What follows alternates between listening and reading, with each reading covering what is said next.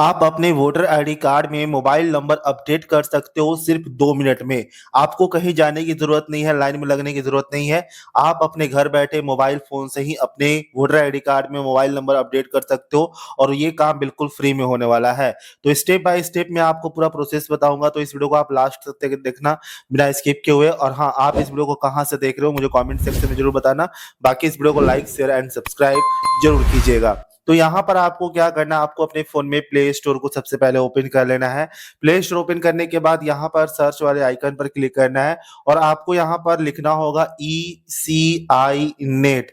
कुछ इस प्रकार से लिखकर और इसे आपको सर्च कर लेना होगा। सर्च करने के बाद यहाँ पर जो आप ये ऐप देख रहे हो, इसी ऐप को आपको अपने फ़ोन में डाउनलोड कर इंस्टॉल करना है। ये गवर्नमेंट का ऑफ़िशियल ऐप है, तो इसे आपको अपने फ़ोन में डाउनलोड कर इंस्टॉल कर लेना है, जो कि मैंने ऑलरेडी जो है वो कर रखा है, ठीक है? बस यहाँ पर क्या करेंगे, इसे ओपन कर लेंगे। ओपन करने के बाद कुछ इस प्रकार से हमारे सामने ये जो ऐप है ये खुल जाएगा, ठीक है?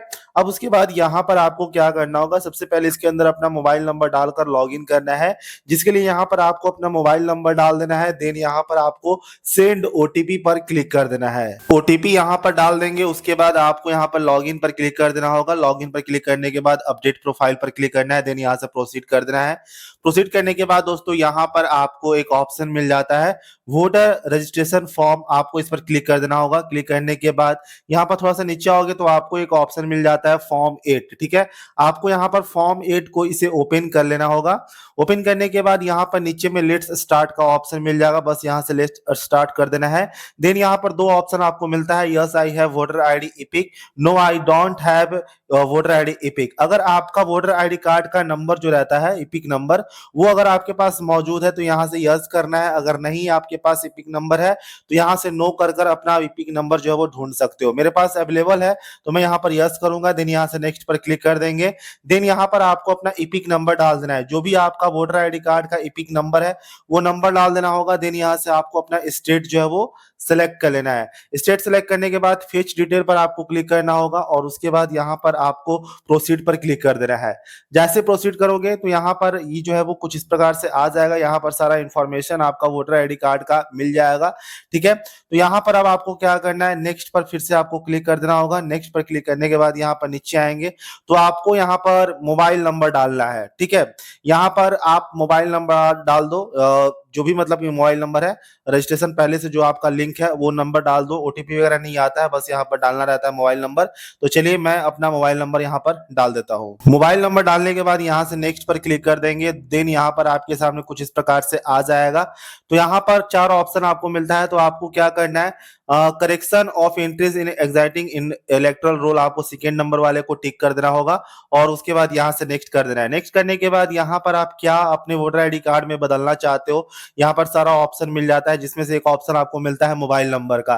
तो मोबाइल नंबर हम बदलना चाह रहे हैं तो यहाँ पर इसे टिक कर देंगे। टिक करने के बाद नेक्स्ट पर क्लिक करेंगे। अब उसके बाद यहाँ पर अपना नया वाला मोबाइल नंबर डालेंगे। जो भी नया वाला मोबाइल नंबर इसके अंदर आप डालना चाहते हो, अपने वोटर आईडी कार्ड में लिंक करना चाहते हो, वो नंबर यहाँ पर आप डाल दो। नया वाला मोबाइल नंबर डालने के बाद यहाँ से वेरीफाई कर देना होगा। उसके बाद आपके उस नए वाले नंबर पर एक ओटीपी आएगा, जो कि उस ओटीपी को यहाँ पर आपको डालना है। तो मेरा यहाँ पर ओटीपी आ चुका है, मैं यहाँ पर ओटीपी को डाल देता हूँ और डालने के बाद यहाँ पर सिंपल वेरीफाई कर लेंगे और ये हमारा जो नंबर है वेरीफाइड हो जाएगा। देन यहाँ से नेक्स्ट पर हम क्लिक करेंगे। नेक्स्ट पर क्लिक करने के बाद यहाँ पर प्लेस ऑफ एप्लीकेंट में नाम आपको जगह का नाम डालना है कि किस जगह से इस एप्लीकेशन को आप भर रहे हो, ठीक है? तो यहाँ पर चलिए मैंने डाल दिया। उसके बाद डन पर हम क्लिक कर देंगे।